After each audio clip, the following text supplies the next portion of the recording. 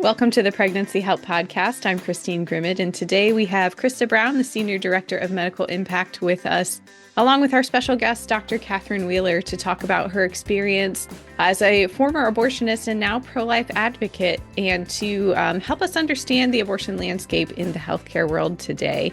This episode is sponsored by the Abortion Pill Rescue Network. We are excited to say that through this network, over 6,000 lives have been saved. For more information about supporting or joining the network, visit aprnworldwide.com or click the link in the show notes.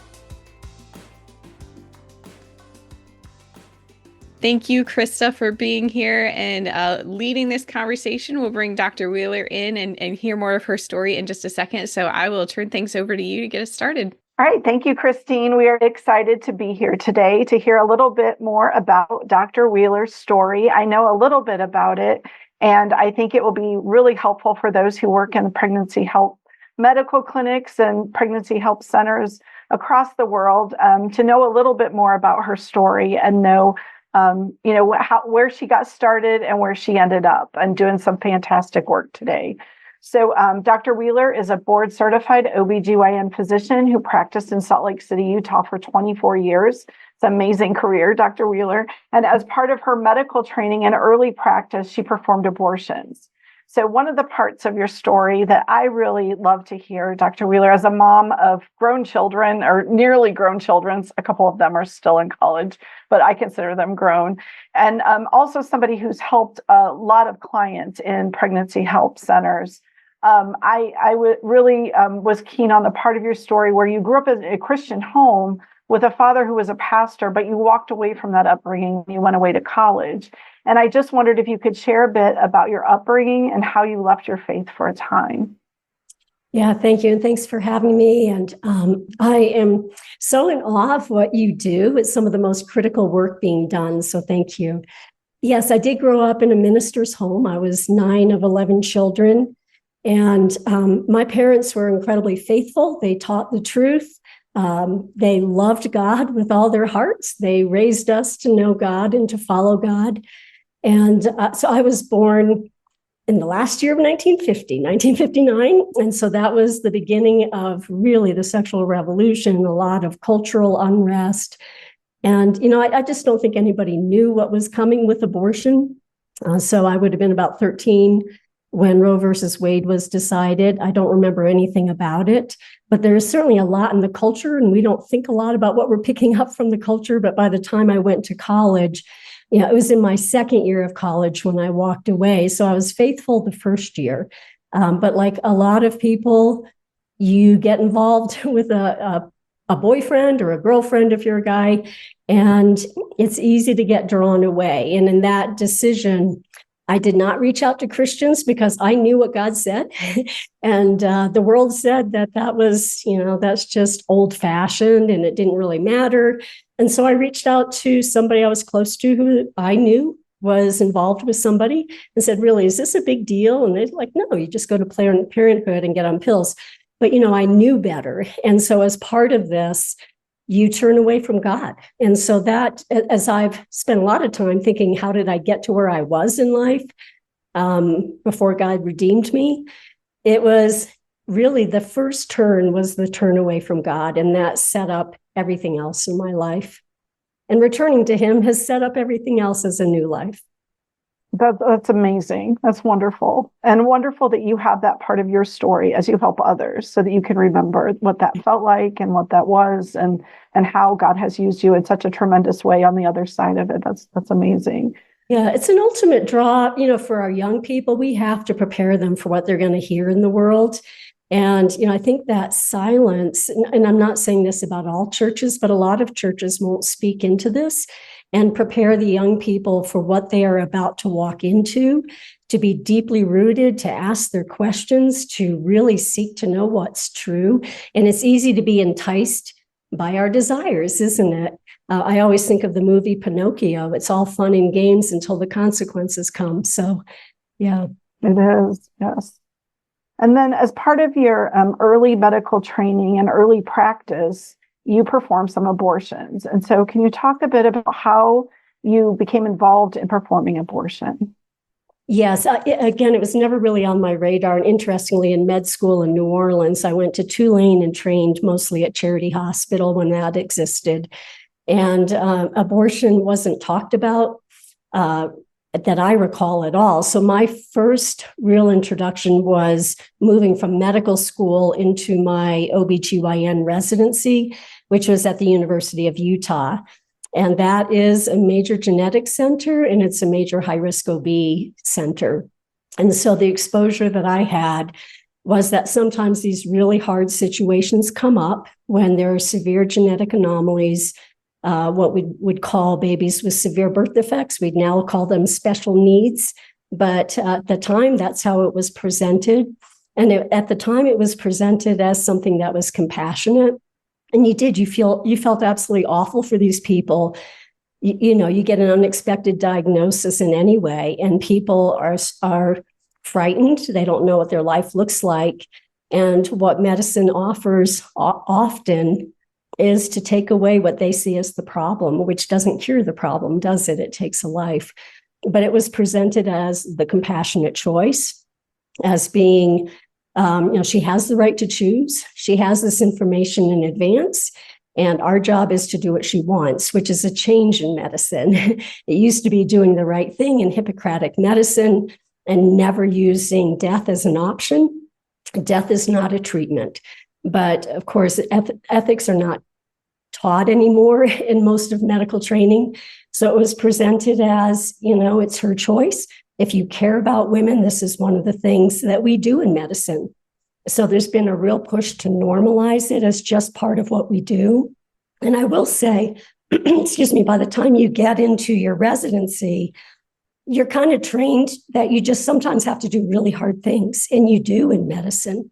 We do some incredibly hard things. And this was just one of those hard things that sometimes we had to do. Now, at the time, it was opt-in. So at the time, you had a choice. And interestingly, in Utah, it was relatively new to have women in residency for OB-GYN. And it was mostly the female residents who stepped in. And I think a lot of it had to do with the fact that we had this really, I'll say she was an absolutely amazing, very loving mentor, but with that very feminist mentality that this is women's choice and this is how we support women. So that is unfortunately how I did. I actually opted in thinking I was helping, and really I was harming and killing. Yes, it's so interesting now where you really need to opt out of offering abortion, where you were having to opt in to offer it. And as Big Abortion has tried to incorporate themselves into healthcare, they've sort of said, no, we are healthcare, so you have to just participate. There's no options. And so you were able to opt in or out, where now it's sort of like you really have to step up and sort of come against the flow of and step up against what is medical care and say, no, I don't want to be a part of that. Yeah. And it is hard because these are the people who control your future. They write your recommendations. They decide whether you have adequate enough training to proceed. Really, there's a cost to stepping up and saying no. But, once people are out of residency, the majority of them will not do abortions of any kind. The majority of OBGYNs do not, which tells you this is not a normal part of medicine, but it also tells you why they're working so hard to call it healthcare, even though it's not, and to force people to think they have to do it. And a lot of people will do it if they think it's expected of them. We know that about 90% of people will do what they think is expected of them. Yes. One of them. Yes, we need to pray for those in facing those hard decisions and having the courage to step up and say, no, that's not part of care. That's not something that I'm able to do. And knowing about the last abortion that you performed, and that there was sort of a spiritual component to that sort of drew you away from abortion. Could you talk about that just a bit? Yeah. So, again, I was not a Christian at the time. But I had actually decided I didn't want to do any more of these were second trimester abortions. And I decided some experiences happened where there was an anesthesiologist who refused to be involved, which to me was the beginning of thinking about, being involved with this, and the boldness of an anesthesiologist to walk into his first case and go, yeah, I thought this was a woman miscarrying. I am not doing this. And so I had decided to not do them anymore when a young woman came in with her mom with an unexpected pregnancy in high school and requesting an abortion. And her mom was 100% on board. And I tried to refer her, said, I don't do abortions anymore. And again, that really twisted compassion comes in. I had never done an elective abortion, what we would have called elective. But that really twisted compassion came in. And her mom said, she knows you, but she doesn't know these other doctors. How can I send her to an actual abortion clinic? I finally relented and said, okay. So that day I went into an OR just expecting it to be an OR day, and we would have taken care of our pregnant patients first. So she would have been the first case of the day. And I can't tell you that there was anything different. I mean, it really just seemed like an average day in an operating room. I sat down when she was asleep or sedated, I'm not sure which, but I started the abortion and immediately the room went dark. So I stop and I look around and nobody else seems to be aware. And I was immediately aware of what I can only call a really dark, deep, evil presence. And I can even tell you it was on my right side behind me somewhere. All I knew was that there was something very dark and evil, and realized I was the only one having this experience. And then immediately it came to me, this is because you're about to kill a baby. And I just never thought in those terms. You learn to shut the baby out and do what's in front of you and never consider the baby. And it was horrifying. So I sat there and just said, well, my gosh, I never considered that this is killing. And now what do? I've started. Now it's my patient's, the woman's life, or my patient, the baby's life.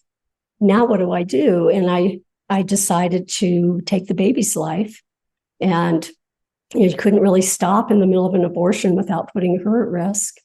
So, I mean, I was acutely aware for the first time, the entire time, that I was killing a human. So I just, in the terror of it, I was like, I'll never do this again. But then, like, who understands that experience, right? So I'm like, I can't tell anybody. I mean, this is too weird. But I literally just pushed it out, never thought about it again, but I never did another one. So it was really about 15 years later when some things happened that I finally allowed that to come back into my memory and had to start dealing with my past. It's absolutely extraordinary. And I just really believe that others that are involved in abortion would have that same experience, that the Lord would open their eyes the same way that he did for you, because what he did for you, he can do for others, and they can see the reality, because what you really saw was the reality. You had sort of become numb to it, blind to it, and you just moved forward and did the things you had to do. But this was the real part of abortion. You saw the evil behind it, the darkness behind it. That's right. And you can't take a human being's life without it changing you, and you're unaware of it. But it's there. It's there. When you can look back, you can see how it completely changes who you are as a human being when you can dehumanize enough to take a life. And we hear that from all of the people who've come out of abortion and are willing to speak about it. And so I think, we need to pray. I mean, God knows how to bring this up to every single one of us, and it's unique. And they're the same themes. I mean, it's interesting how God does that, but he knows how to do it. And this is Isaiah 42, without crushing and without putting out your flame. I mean, he knows how to bring justice without destroying the people. And I'm just so thankful for that. That is beautiful. Yeah, because we're each unique and he knows what will speak to us, right? Yeah. Right. So being fully aware of what abortion truly is and does to the developing baby, you are now dedicated to educating the public about the truth of abortion and the humanity and development of the preborn child. So how did you make that shift of conviction from believing abortion is just a hard choice, some women have the right to choose, to fully being pro-life, to the point of being a medical voice for life? Yeah, so it was done like most of our life change. It was done in stages. The first, and I think most important thing that happened is some things happened in my life that, I mean, really, I was in a pit and I called out to God. I remember my mother's faith. She planted a deep seed. So I was about 50 years old when this happened. And I knew that I wasn't going to make it without God. I couldn't change what was going on. And so that, I think, was the most important thing, that God redeemed my life. And I met a God of pure love. None of the condemnation we hear about. I met a God who loved me and who really brought me back to surviving a really hard thing. And then after I was grounded in God's love, then he started bringing up abortion. And he did that in a couple of ways. And as I said, there's two common themes that happen. I, of course, saw the evil first as a non-Christian and stopped because I could see what I was doing was evil. But, as you talk to prior abortionists and people who come out of the clinics, there are two things that God does. The first thing he did is made me look at the baby. And the way he did that was as a new Christian, I was in a program called Celebrate Recovery for people with hurts, habits, and hangups.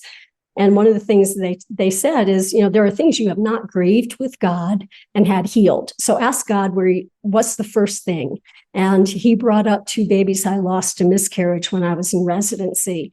And you know what? If you can do abortions, you don't think about your own losses of babies as actual human beings and who have souls. So I was like, never thought about these babies. And God said, you're going to see them again. Like, oh my goodness, I never considered that. And then he immediately said, you're also going to meet those babies that you aborted. And that's terrifying. But he immediately then said, and they love you. And, that's the incredible thing about the truth of Christianity, is that we're actually forgiven by the people we've harmed the most, especially God. That was incredible. So that was the first thing, is actually rehumanizing, showing the truth about these babies developing in utero are real human beings. And then the second thing was he had to reveal just what that procedure is. I got the glimpse of it and then shut it out. But I was walking with somebody who started to share that somebody they knew who was non-medical got invited to come watch an abortion. Now, if you can think about it, we hear the word abortion. Nobody has any idea what that means. It's just a right that women have. And if we love women, then we should support them. But nobody knows what happens in that black box. It's like you walk in pregnant and you walk out unpregnant, like nothing happened. But something happened. So here's this poor woman who didn't know, had never really thought about what an abortion is, who watched a baby be killed. And you can just, how terrifying. Can you imagine yourself watching somebody be killed? And being hopeless and helpless to stop it. And the effect on her was unfathomable. And all I could do is say to myself, how did you ever do that? The awareness. I think that was the biggest moment for me of just how awful and horrendous this is. And when I explained to somebody what abortion is, he said to me recently, if people knew this, they wouldn't be for abortion. And that's why there's all this hiding of what abortion is. So those were, I think, the 2 most important things. But then all of these ways that we rationalize abortion have to be confronted. So God kept bringing up situations that had to challenge the lie that I believed that justified. And I'll tell you just a couple. One of them, when a few years after this, and I never meant to be involved with the pro-life movement, but I moved to Spokane and ended up thinking I could help at a pregnancy resource center, which I had never been in, which the American College of OB/GYN had always said, they're coercive, they hide information, they don't tell the whole truth, they try to force women not to have abortions, they're horrible places. And I finally got bold enough, despite what I truly believed, to go in. And the director met with me. And as I'm telling her my past, I said, there is one thing you need to know about me. Yes, I'm an OB/GYN, but I did abortions. But you see, I still believe this thing about I wasn't so bad because there was something wrong with these babies, right? And so I said, but I only did them for babies that had severe birth defects and anomalies and genetic syndromes. And there was silence. And she finally, and very kindly said, but Catherine, I have a daughter with Down syndrome. I'm like, oh my gosh, I never considered it was wrong. So these things have to keep being confronted. While I was in Spokane, I saw a lot of Holocaust survivors speaking. And I don't know why I was so interested in Holocaust, but I was. And as I heard their stories, I heard the parallel to abortion. I mean, it's underneath it all is dehumanizing people to the point where they become enemies that you can kill. And then I heard about the Nuremberg doctors, and it just clicked. I'm like, I am a Nuremberg doctor. That's my past. And then, the next thing is moving to Colorado. And I think this is really relevant this year because here in Colorado, I did not know that abortions are done until the due date. I mean, they're legal here, so-called reason, all the way to the due date with no regulation of the clinics, no oversight of the clinics, no certification of the doctors doing them or other healthcare professionals. I'm like, that can't be right. I've never heard of this. And Kamala Harris said, well, that doesn't really happen. So this is what I would tell people, go look it up. It does happen, actually. And I looked up Warren Hearn's clinic and I went, oh my gosh, it actually is happening. So those kind of confrontations have to happen one after another very kindly. And our responsibility is to stay in relationship. I mean, this was almost a decade process for me to this point. So, stay in conversation, be willing to ask people questions and engage. People are hungry to know the truth, but that has all been part of how I eventually got to where I am now. I 100% agree. The truth is powerful. And like you said, remain in those relationships, remain in those conversations, even when they're difficult. And you don't have to be confrontational. You can just share truth and the truth wins. The truth always wins, right? So but like you said, it might take some time. Yeah. So it's an incredible story of you going from this, the beginning part of your practice where you're offering abortion, performing these abortions on these late-term babies, and then go through this incredible transformation in your heart. And I just want to brag up a little bit about the work that you've done since.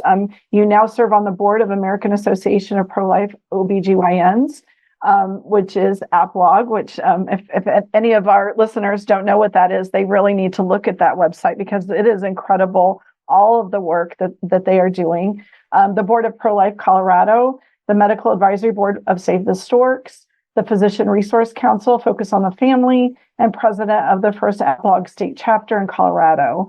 In addition, you speak publicly, providing testimony and writing regarding life and abortion. So you've gone sort of the full circle of all the way around becoming a pro-life advocate. Like you said, you never really saw yourself working in this field, but this is where you ended up, right? But what my next question is, as a healthcare worker who knows both sides of the abortion debate, how have you seen abortion presented in the healthcare world in the past compared to today?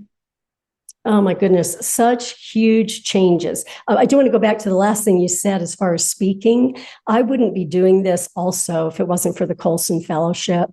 That's a huge part of my story. Before my first public speaking opportunity, I had become a Colson Fellow. It's a 10-month deep dive into worldview, what's true in the Bible, and how God wants us to bring his kingdom here on earth.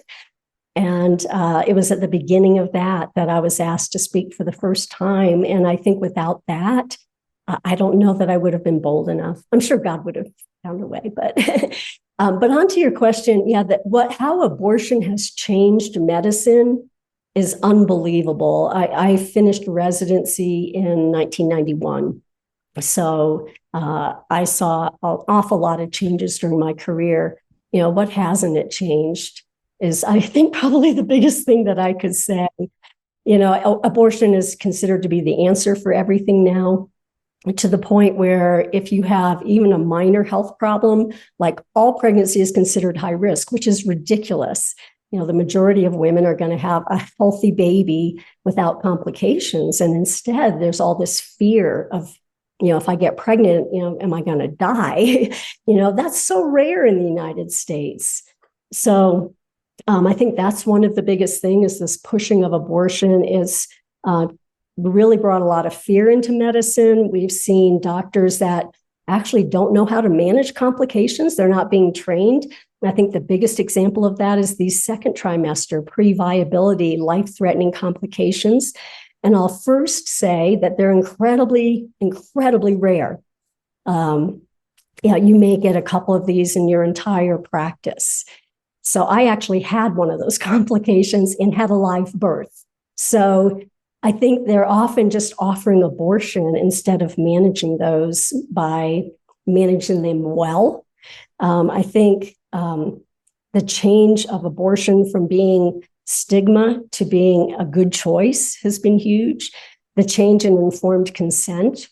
And I myself, as a medical provider, when I did surgeries for every other indication, I came out of a time when we were moving away from being paternalistic, and we were to give patients all of the information so they could make choice. It wasn't up to us to be paternalistic.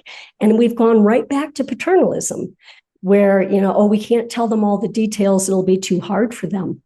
Now, how unkind is that if they don't know what happens to their baby, if they don't know the potential complications, and they're being frankly lied to that things are safe that aren't? I think that's huge. The change in our medical organizations. Like, I was so proud to be a part of American College of OBGYN until I realized that they used me and they lied to me and got me to kill babies. And I also take personal responsibility. But I think we're really seeing that played out now. Instead of being primarily a clinical practice, best practices, evidence-based medicine, their primary focus now appears to be promoting abortion at all costs, willing to put women's lives on the risk to support an abortion agenda instead of clarifying pro-life laws. They could step into this and clarify pro-life laws, which I know we're going to talk about. So we're seeing changes in the medical profession.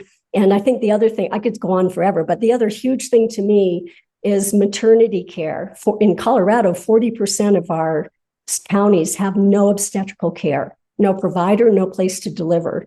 I mean, that's horrible. That's a maternity desert that increases maternal mortality and infant mortality. We should be addressing that. And instead, abortion is being promoted instead of solving real problems to improve women's health. Yes, I think we're seeing that everywhere across the world. It is horrendous what's happening. Yeah. I know that those who work in pregnancy help medical clinics, as well as those of us at Abortion Pill Rescue Network, we hear from women every day who have obtained chemical abortion. And in the past, they obtained those drugs through an abortion provider. So they went to an abortion facility and they had some sort of assessment, and then they paid their money, had an ultrasound, and were often they would take the first pill even at the facility. Now there's just this widespread availability of these drugs. And just wondered your thoughts about how that is affecting women and families today. Yeah, it's having a huge effect because you've taken it out of the medical system. And even the medical system, again, being very pro-abortion, is pushing these so-called self-managed abortions.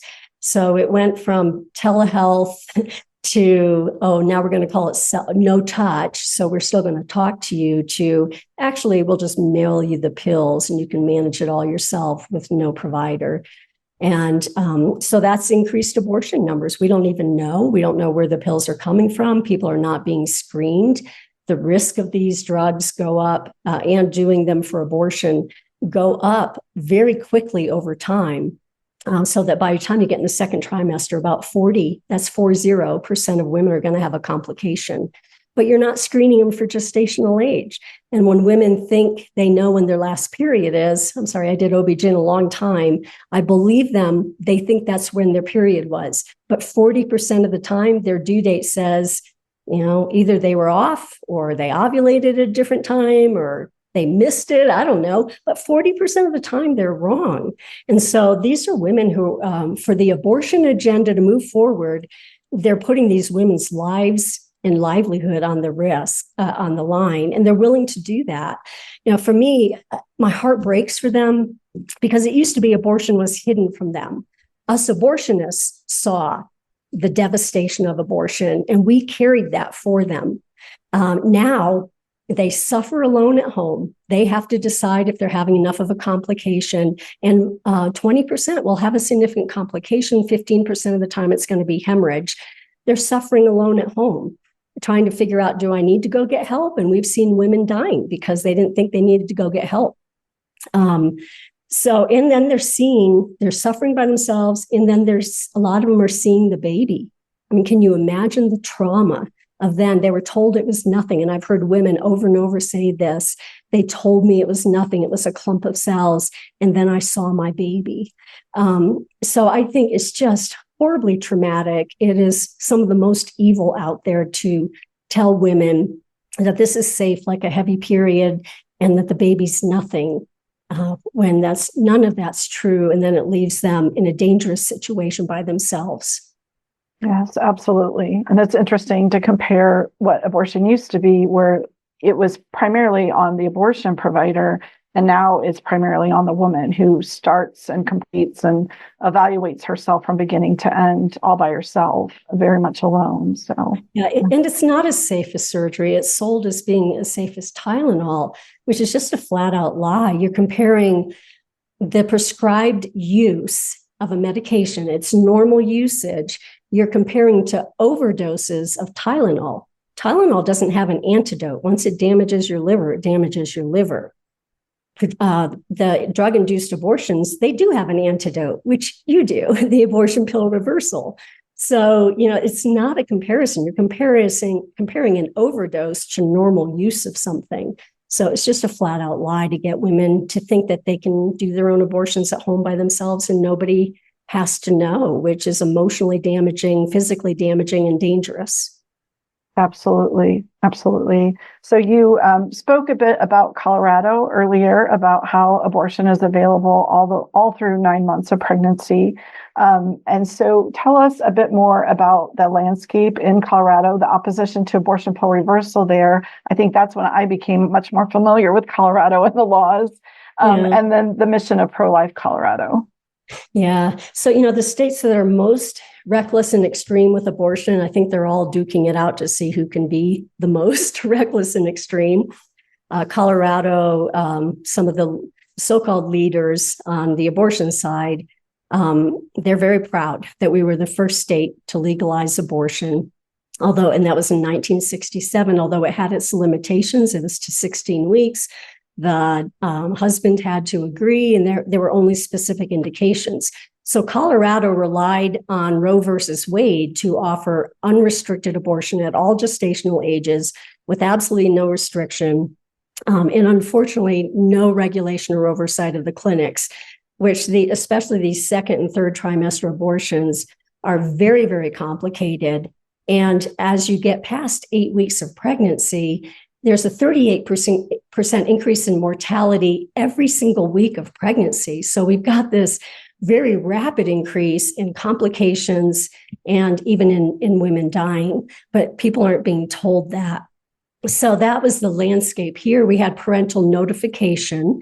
We did not have consent, but the parents had to be notified. And the only other restriction we had is that taxpayers could not fund elective abortion. So once Dobbs happened, then immediately a law was passed called the Reproductive Health Equity Act, which put basically our practice into state law. But they then realized that they should put that into the Constitution. So we had a big fight on our hands this year. We did everything we could, but it still passed in Colorado. So we now have a constitutional right to abortion. The Reproductive Health Equity Act also removed all rights to the human being prior to birth. So we haven't quite seen yet how that's going to bear out. But, if you do fetal surgery, the baby somehow has some right to health care during the fetal surgery. And once the baby goes back into the uterus, the baby loses all rights until birth. So that's where we are right now. So the taxpayers are going to be forced to pay for abortions, or elective abortions. We're fully expecting them to increase coverage through abortion programs, to increase travel to Colorado for these very dangerous late abortions. So in response to that, we have developed, the good thing out of that is the coming together of a coalition of the pro-life groups in the state to become a united voice. That's Pro-Life Colorado, and the development of the first state chapter of APLOG, the American Association of Pro-Life OB-GYNs here in Colorado, and also an association or coalition of pregnancy resource centers. So we have all of these major groups coming together. Now, what you were alluding to last year, we had a major attack on our pregnancy resource centers as being deceptive advertising. as if you really are telling people that you do abortions. But I think all of ours in our state say we do not do or refer for abortion. Right on their websites, they say it, but it still came out as an attack.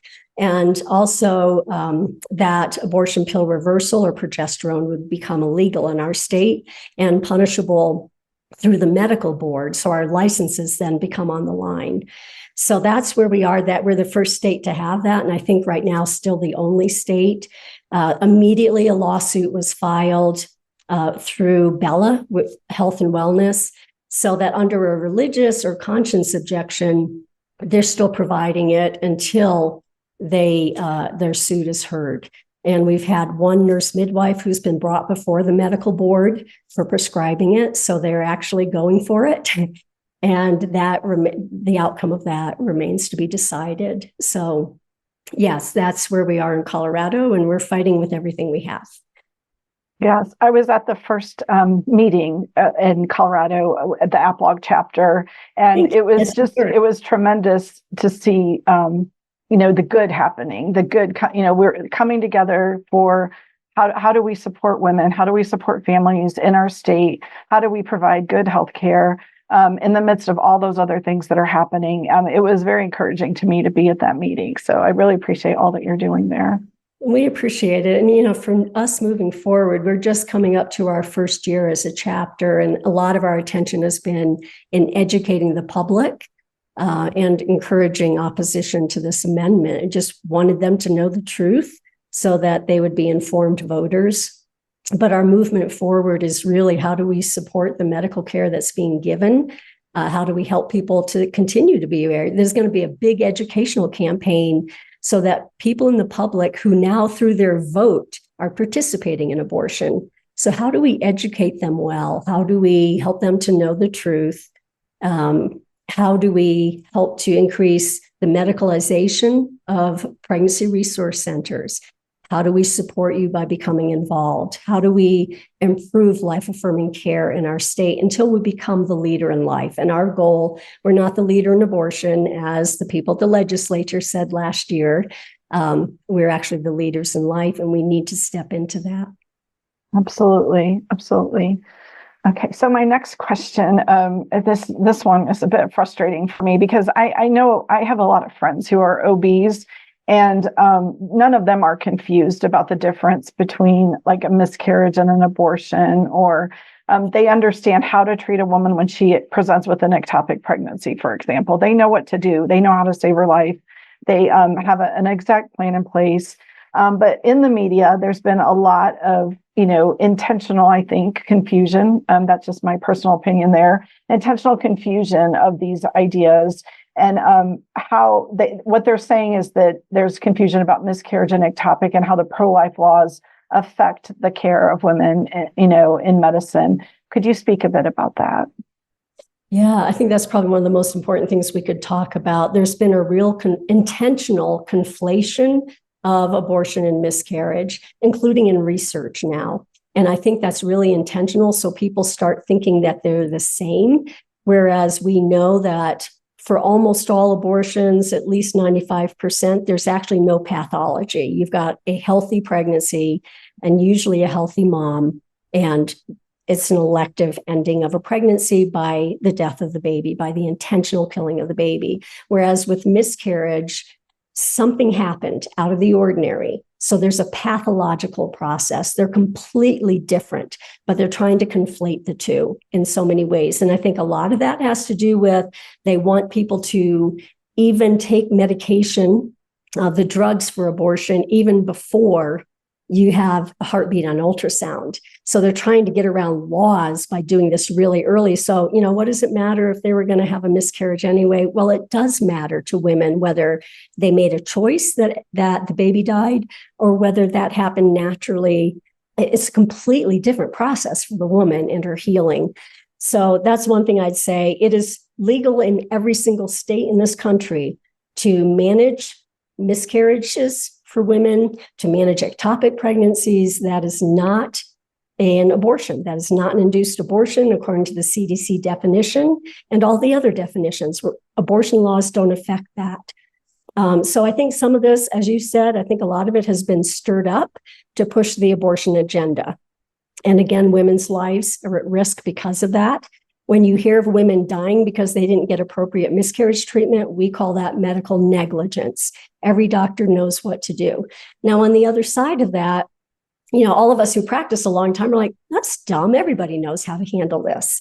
But it turns out that I've heard plenty of stories that in some pro-life states, it has caused enough fear for doctors. And I find this unimaginable, that they're willing to let a patient have a risk of death or even die to potentially protect themselves from a lawsuit. Now, as an OB-GYN, we're, I think, number 2 for lawsuits. It's part of our daily life. You can do the best you can do. You get sued. You do the right thing for a patient.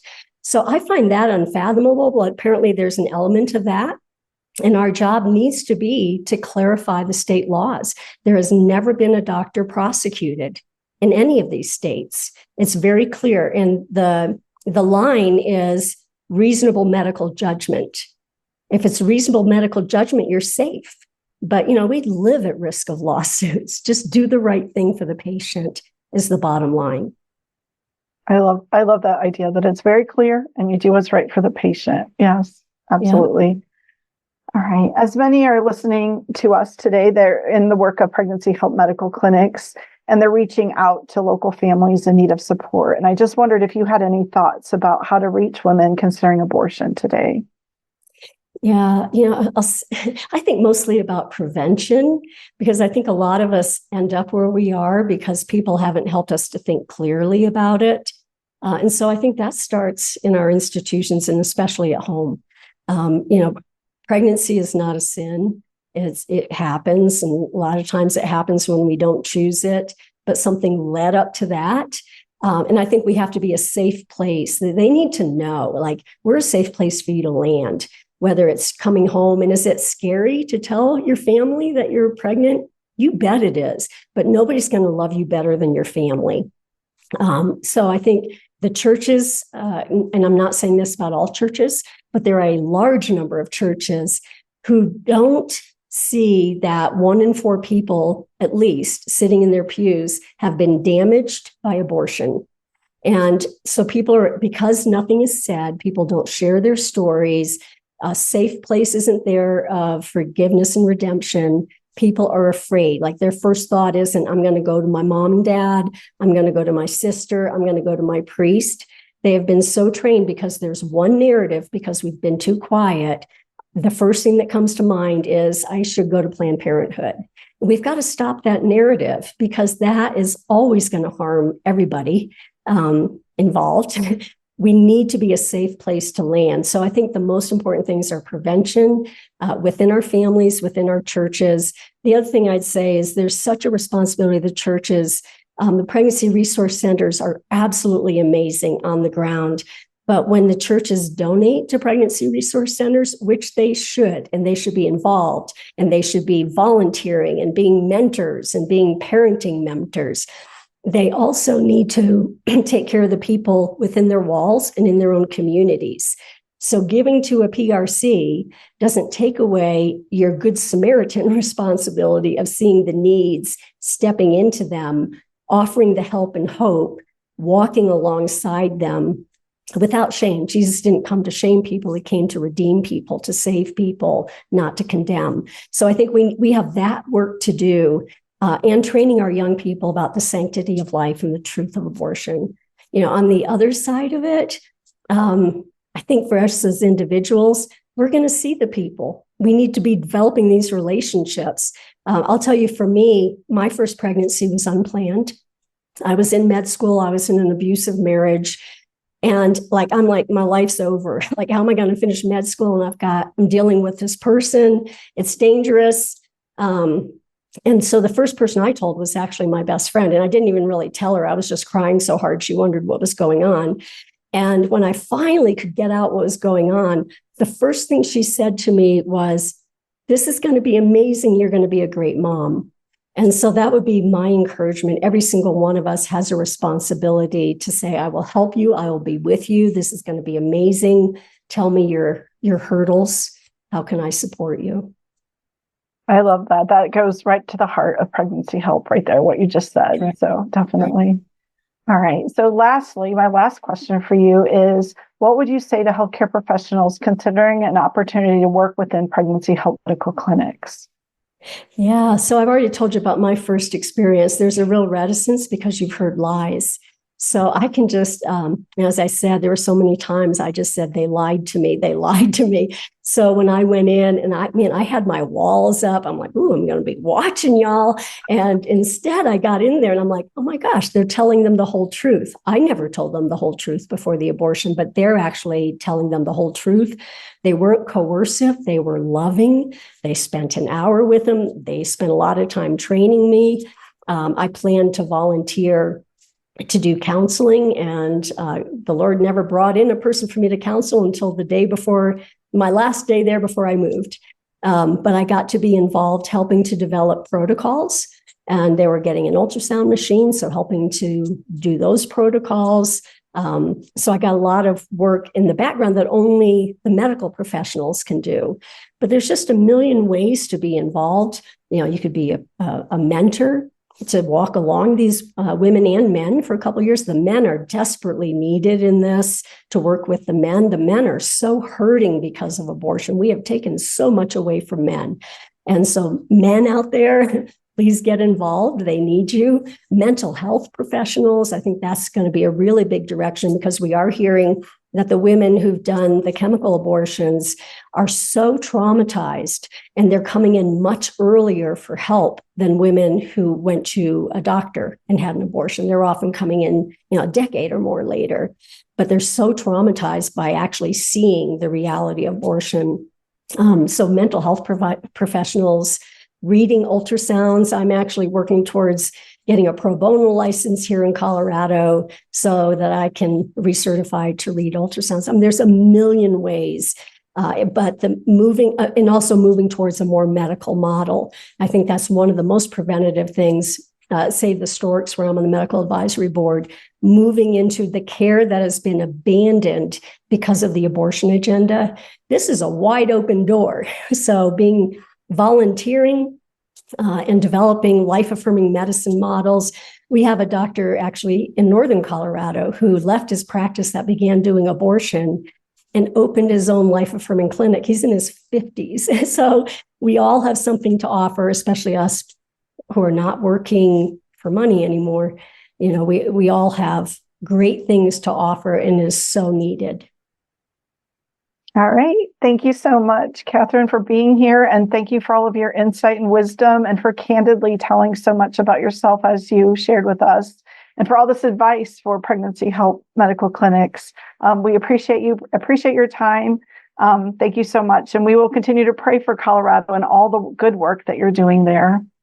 Thank you. And keep up your good work. I'm always praying for the pregnancy centers. You're on the front lines, and so thankful for what you do. Thank you so much for sharing your very powerful testimony. I really enjoyed listening to that. And if listeners would like to hear more on the pregnancy help movement and all of the topics affecting pregnancy help, stay tuned to our podcast by subscribing so that you get those automatic notifications whenever we release a new episode. And with that, I wish you all a great rest of your day, and thank you for listening to this episode of the Pregnancy Help Podcast.